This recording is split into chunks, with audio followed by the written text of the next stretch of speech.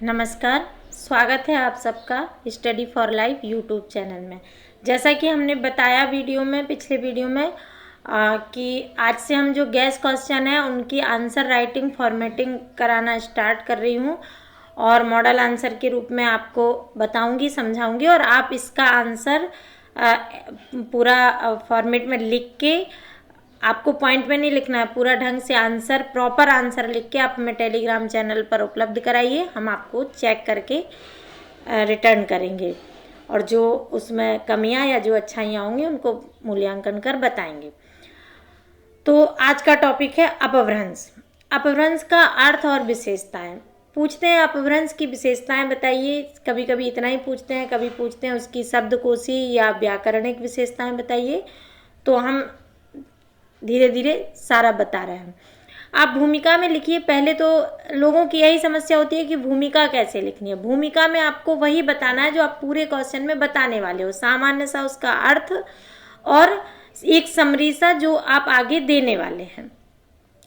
तो अपभ्रंश का शाब्दिक अर्थ होता है भ्रष्ट भाषा, यानी कि जो भाषा भ्रष्ट हो जाए, अपनी जो मूल रूप से विकृत हो जाए, उसी को अपभ्रंश कहा जाता है। जो भाषा अपने मूल रूप से विकृत हो जाए वही अपभ्रंश कहलाती है। कुछ विद्वान जैसे व्याडी, पतंजलि, ये नाम हैं विद्वानों के। व्याडी, पतंजलि, हेमचंद्र, दंडी आदि विद्वानों ने अपभ्रंश को संस्कृत के मानक शब्दों का विकृत रूप बताया। संस्कृत के मानक शब्द जो हैं उनका जो रूप विकृत हुआ वो अपभ्रंश कहलाया। ऐसा कौन मानता है? व्याडी, पतंजलि, हेमचंद्र और दांडी। कालक्रम इसका 500 ईस्वी से 11वीं-12वीं शताब्दी तक माना जाता है और मध्यकालीन आर्य भाषा की तीसरी और अंतिम अवस्था कही जाती है। इसकी विकास प्रक्रिया क्या रही, तो इस पर कुछ विवाद भी है। कुछ कहते हैं कि यह देसी है, यानी कि संस्कृत परंपरा से आई है। कुछ लोग मानते हैं कि ये विदेशी है, इस पर विदेशी प्रभाव है। तो संस्कृत के तो विकृत रूप है ही, जैसा कि ऊपर हमने बताया। विदेशी प्रभाव भी दिखता है क्योंकि जाट, गुर्जर आदि जातियों का बसाव जो संस्कृत में दीक्षित नहीं थे इस और होने लगा जब नॉर्थ इंडिया में, तो उनकी जो भाषा थी वो प्रॉपर संस्कृत से नहीं आई थी, तो उनके जो शब्द थे वो भी इसमें शामिल हो गए। कुछ लोग कहते हैं कि ये भाषा ना होकर भाषिक विकास की एक अवस्था है, यानी कि पहले संस्कृत थी भाषा, आज कौन सी भाषा है? हिंदी है। तो बीच में जो अपभ्रंश, अवहट्य, पुरानी हिंदी आई, ये प्रॉपर भाषा ना होके उसकी एक विकास की प्रक्रिया है, एक अवस्था है। सुनीति कुमार चटर्जी जैसे विद्वानों ने कहा कि अपभ्रंश एक भाषा नहीं, भाषिक विकास की स्थिति है और 6वीं से 11वीं सदी तक प्रत्येक प्राकृत की एक अपभ्रंश अवस्था देखी जा सकती है। ऊपर की चीज़ें आप एक भूमिका के पैराग्राफ में दे दीजिएगा, यहाँ से आप पैराग्राफ चेंज करके ये बात बता दीजिएगा। दूसरा मत है अपभ्रंश हिंदी प्रदेश के उत्तर पश्चिमी भूभाग की भाषा थी। कुछ लोग कहते हैं कि जो हिंदी प्रदेश है हमारा, उसका जो उत्तरी पश्चिमी भाग था, राजस्थान वगैरह का, वहाँ पे अपभ्रंश बोली जाती थी, वहीं से ये आई। प्रारंभ में भले ही यह उत्तर पश्चिमी भूभाग में रही हो, परंतु बाद में यह समस्त हिंदी प्रदेश में फैल गई। स्रोत क्या क्या है, इसकी जानकारी कहाँ कहाँ से मिलती है अपभ्रंश की? बौद्ध साहित्य, जैन साहित्य और सिद्ध साहित्य तथा रासो साहित्य में इस भाषा का प्रयोग किया गया है। उदाहरण के लिए महापुराण, जसहर चर्यु, भविष्यत कहा, पाहुड़ दोहा, ये जो ग्रंथ हैं ये अपभ्रंश भाषा में लिखे गए हैं। इनसे अपभ्रंश की जानकारी मिलती है।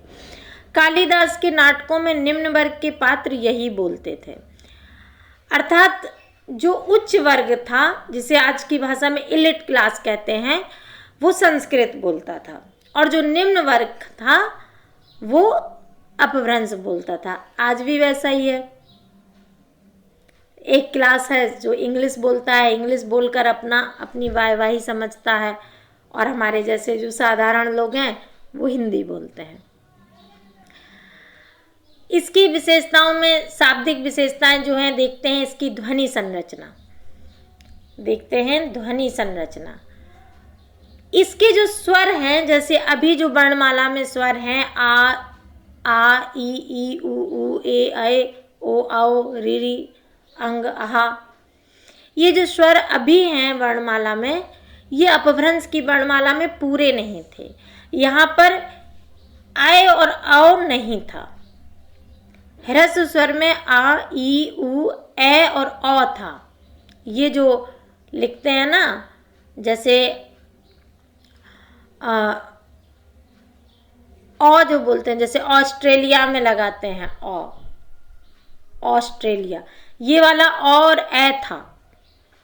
दीर्घ में आ था, ई था, उ और ए और ओ था। ये जो ऐ और औ का है, जो आज की हिंदी की वर्णमाला में है, ये आपकी अपभ्रंश में नहीं थे। री नहीं था। री की जगह रा में छोटी ई की मात्रा लगाकर काम चलाते थे। री था। आ ई उ ए में भी ई की मात्रा लगा के इसको लिखा जाता था। जैसे पहले ऋतु को या तो उतु लिखते थे या तो ऋतु लिखते थे।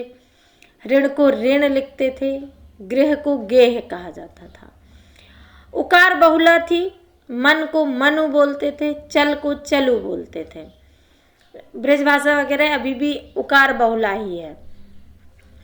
अनुनासिकता, अनुनासिकता होती है जो ऊपर अंक की जो बिंदी लगाते हैं उसको अनुनासिकता बोलते हैं। ये 3 प्रकार से थी।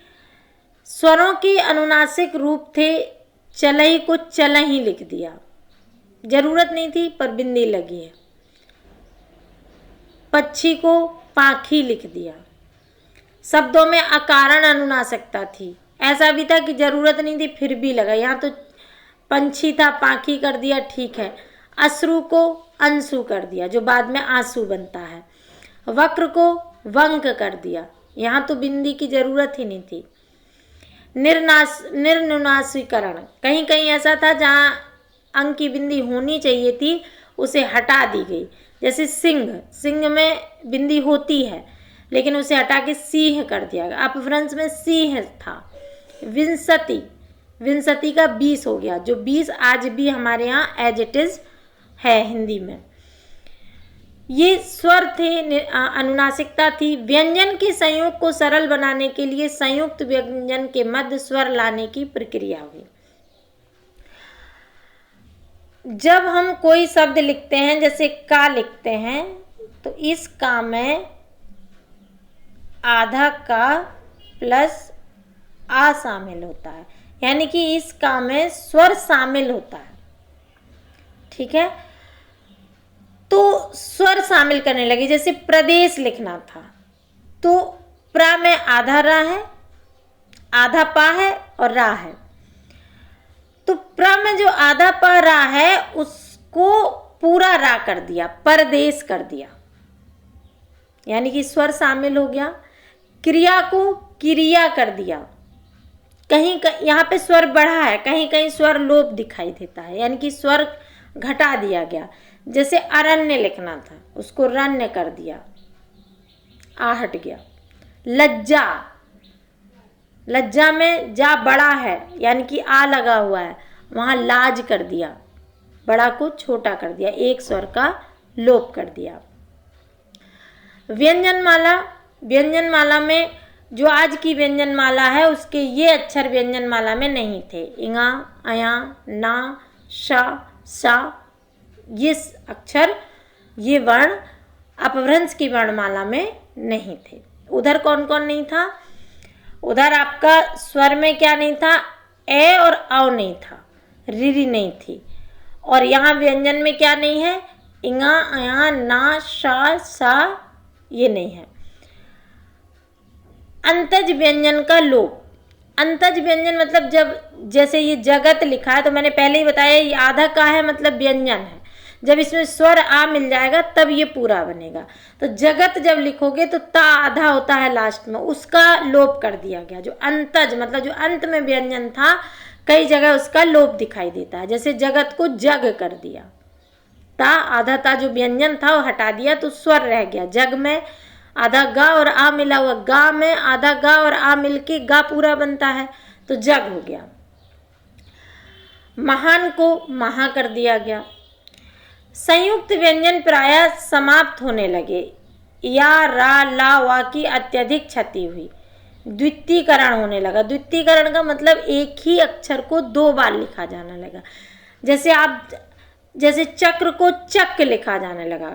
चक्र में संयुक्त व्यंजन था रा और का, तो रा हटा दिया और का द्वितीकरण कर दिया गया, मतलब का को दो बार लिख दिया गया। जैसे आप बौद्ध धर्म के उसमें देखेंगे कि लिखा जाता है धम्मम, यानी कि आधा रा जो था, रेव था जो ऊपर, धर्म का रेव हटा के उसको आधे माँ का, मतलब माँ का द्वितीकरण कर दिया गया, डबल माँ कर दिया गया। धम्मम, कम्मम या कम,